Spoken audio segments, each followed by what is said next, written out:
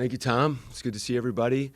Another opportunity to get better, and that's where our focus is on this practice today, practice tomorrow. Get ready for a Arkansas Pine Bluff team here at home on Wednesday, who's coming off a good trip up in the Chicagoland area with a nice win against UIC and just a 4-point loss against DePaul. So this is all part of that journey for us, and being able to just continue to be on a path of improvement, and that's where our greatest focus is at.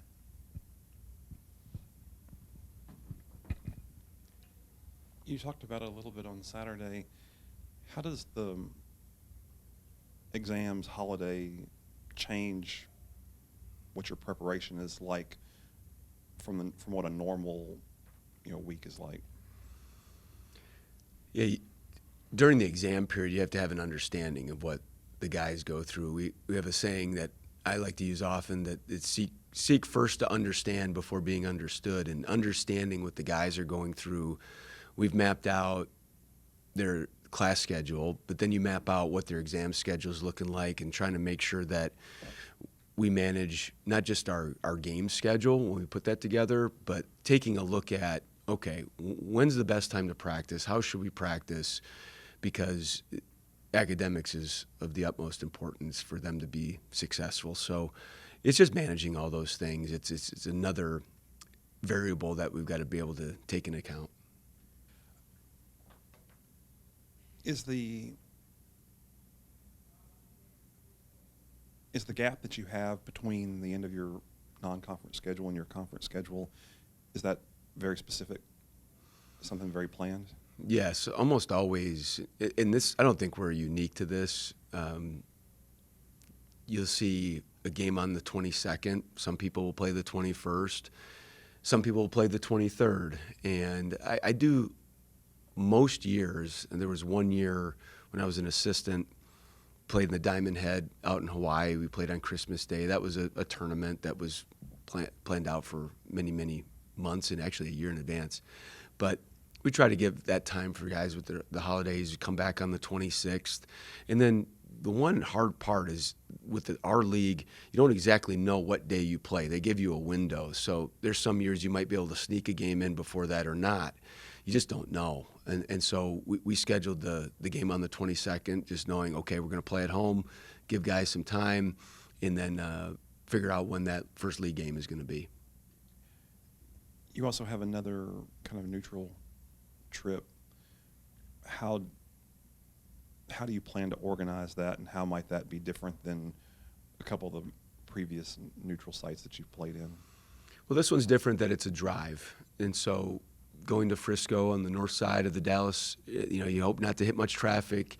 We'll practice here on Friday, and then head down that way. We'll have a short shooting time where we can get into the arena, and then we play at 2 o'clock and get on back, and then we're in the middle of final exams. So that was strategic too. We didn't want to, we'd prefer not to have to fly someplace on the weekend when we're in finals. We're going to be at home, like we were on Wednesday leading into finals. So all those things are part of the overall scheduling model. When you look at it and people will say, well, why don't you play this, or why don't you play here? Well, there's a lot of different things that go into it, and academics is absolutely an important variable to it.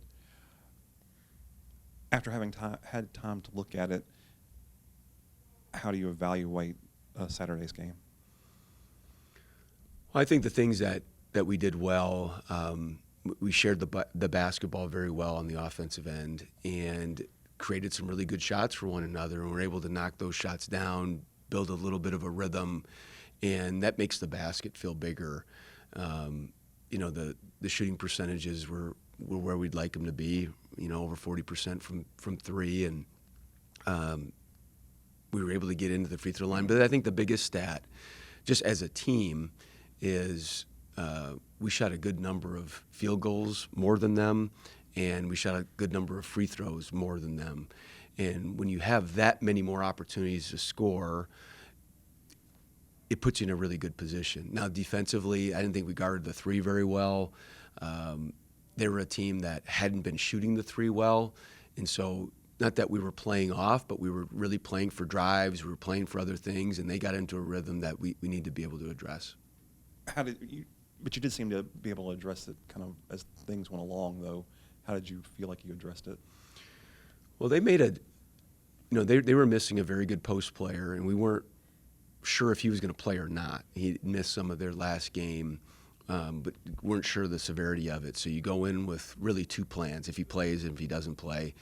And then, of course, him not playing, they played differently. They opened things up. They played a little bit smaller with Palick as the 5 sometimes, and his shooting pulls you away from the basket. I thought that we did a better job, and then later in the game they got a few more threes made. But I think from a defensive standpoint, that was the thing that I saw the most, was our 3-point field goal percentage defense needs to improve. You always say that you pay attention to everything. So it's not too early to ask, how do you see the league just at this point from what you have seen of it? I guess how much of it have you seen at this stage? Yeah, I try to pay attention just and sometimes paying attention is with broad strokes, and sometimes it's with great detail. I do cheer for everybody in the league right now. I mean, we follow scores. And follow scores throughout college basketball really every night just to see, hey, what happened in college basketball today? And some of it, the small piece of fandom that we have as coaches is cheering for your league because that's best for your league, and then also cheering for the teams that you've played because that's best for us too. And so, I know in our league, Memphis had a nice win at home against Baylor. Wichita State had a nice win on the road at Northern Iowa, and in the short term that hurts us because we had the win against Northern Iowa, but in the long term, because we'll play Wichita State twice, it helps. So you're cheering for your league. And, I think that there's a number of scores that you'll look at and you're just not sure, because I've not really watched anybody in the league very much yet. So, but I know that we've had some good wins over the last week. And Coach, as you say, yeah, good to see Memphis win against Baylor. Is it kind of weird this time of year that you're looking at results that maybe affected teams you have played, and yet sometimes it ends up being detrimental later on for some reason, but that's kind of the way that system works, right? It's exactly the way the system works. I mean, you look at from net ranking and KenPom rankings, those are the two metrics we look at a lot. I mean, there's also Evan Mia, Bart Torvik. We look at all of them, and because it helps you formulate opinions and strategy on how you schedule in the future. But you can just see when a team that you've played loses at home, it does have an effect on both of those rankings. It reduces the strength of that win that you may have had. So it's an interesting thing without knowing the exact formula, just trying to figure out like how this all is weighted. But yeah, no, again, the piece of fandom that we have is cheering for our league and cheering for the teams that we've played. And then the neutral site game you have this Saturday, put on by, I believe, the G League team, right? How does that come about? How do you discover that thing? I know they've had a few games already, including like a women's tournament. So how do you discover that, and what are the advantages of playing a neutral site game against another team that needs a game, New Mexico State? Yeah, so there's so much time that's spent speaking to so many different people. And so each of us on our staff, we have a collection of people that we've worked with, and they're kind of going through the same thing. And then you exchange ideas. And this particular event was, hey, it looks like the Comerica Center, the G League team, they're open to hosting some people there to play a game, if that works for people. And we were looking very much to either play at home this weekend or be within a drive with final exams. Like we were just really trying to say, hey, let's stay away from some long flight. And as you'll see throughout college basketball, it's so much easier to potentially schedule a neutral game because it's a one-year thing.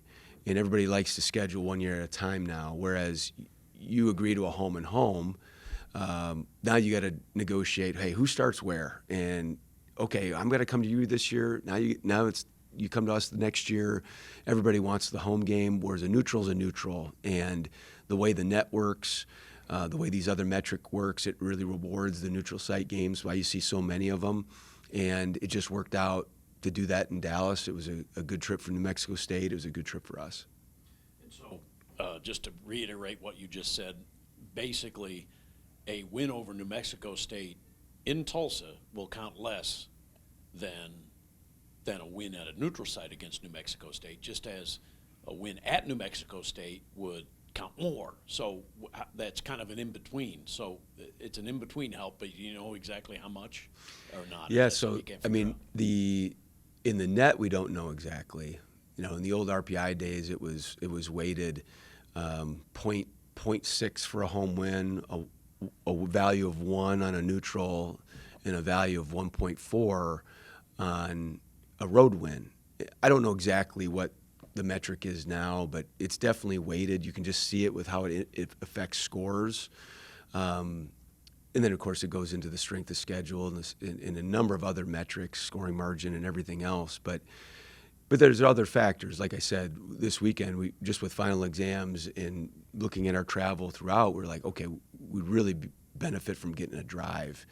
And New Mexico State felt the same way. They didn't exactly want to go on the road. They were trying to get in the Dallas area for a number of reasons, and so it worked out. And they started off the season well. I know they were unbeaten for quite some time, but I believe they've lost a game or two. Yeah, and I haven't spent any time watching them just yet. I know our staff is the coach that has the scout, but they're a good team, another good Conference USA team, and I know they've lost one recently, but they were off to a really good start. I know that Coach Hooten played him several times. They came here a couple years ago, 2 seasons ago, and had a really good hard-playing team. So, yeah, this is a big week for us with the home game with Pine Bluff, who's playing really good basketball, the best basketball of their young season so far, and then having the neutral site with New Mexico State. Could you ever imagine that Miles Barnstable would be this athletic? I mean, I don't know. Did he get on the top 10 list for the dunk the other day? I don't know if he did. I don't know, did he, Tom? He did not. He did not. I watched Okay. SportsCenter that night. He wasn't on there. Okay, should have been. But, Should have been. The way he rose up with the left hand and just dunked over that dude. I mean, could you ever imagine, as you recruited him, that he was going to be that athletic? So we use a video tool Synergy as it's bookmarked on every one of our websites, you know, to go to it right away, not just for game scouting, but player scouting in the portal. And I think he registered 14 dunk attempts last year. So it's not like he didn't attack the basket at all, and some of them were impressive. But he'll tell you, from that dunk the other night to the dunk on the road at ORU, he didn't have any like those. And he's been very complimentary of Bryce Cox, our strength coach, and just the strength that he's been able to gain in his time here at TU, how explosive he feels, just how strong he feels in his base. So to answer your question, like I fully expected him to dunk the basketball this year, but that one the other night, that surprised me just from where he took off from.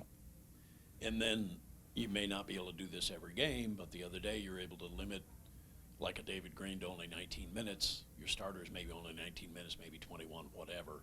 How does that help you in terms of, you know, future games and that kind of thing, to almost like NBA load management in some respect? I think it's so positive in a number of ways. It's not just the little bit less taxation on their body during the game. It's the game reps that some of the younger players are getting. But then also, it's the overall. I thought those guys played really hard in the minutes that they played. And that's what we're trying to get. We're trying to get more production out of less time from more guys and be able to play really, really hard to empty their tank. I mean, you know, DG has 17 points in just under 20 minutes. Same with Miles Rigsby in 14 points. I mean, we had some really efficient offensive lines. Tyler Barron was a plus 28 in his 19 minutes. So really proud of the guys for putting a lot into their time out on the floor, and that's what we want. Overall, how focused do you think this team is right now? You're in the middle of non-conference play. Sometimes you can kind of get lulled to sleep, you know, with conference coming up here in a couple of weeks. Yeah, we've talked about the segments of a season and trying to break it down into that particular season. You have the summer off season. Then you have the preseason. We're in the non-conference season, and if you can play all the way to the very end in Indianapolis, you basically are playing for 5 months. Well, this is only month 2 and really the beginning of it. Like, we're just getting started. And so there's so much improvement that has to be made. Our mission and our message is always about improvement and stacking days. And so that has not changed. That's whether we've won or lost. It's whether we're in December, November, or September. Like, how can we get better today and just make that the expectation, make that the focus. And then also within all this, giving them examples of when people do lose focus, how they can lose. And that's in all sports, not just basketball, but football, not just college, but also pro. There's a reason why people play the games and why people are so interested in the games. It's the human element of it all. And we're trying to, as I tell them all the time, not be normal, not be comfortable, not be content, not do things normally. We're trying to be elite here, and that's the message, and that's the mission. Talking about stacking days, you're about a third of the way through the season. What do you think you've improved the most from game 1 to this week? Well, I think there's so much unknown when you play those first games. You just have no idea. There's so many firsts in your team. I do think that the way that this team has come together as people has been an improvement. Their ability to trust one another, understand each other's game, the way that they're sharing the basketball and putting guys in certain spots where they can be successful. I do think we've improved in a number of different areas. So much of it is the expansion of our playbook, the expansion of the things that we're trying to do. We're going to be in more close games. We've experienced some of those. So many things to get better at, so many things to still do. But I just think as a community, our guys have gotten to know and trust each other better, and I think that's the biggest thing that we can continue to improve on.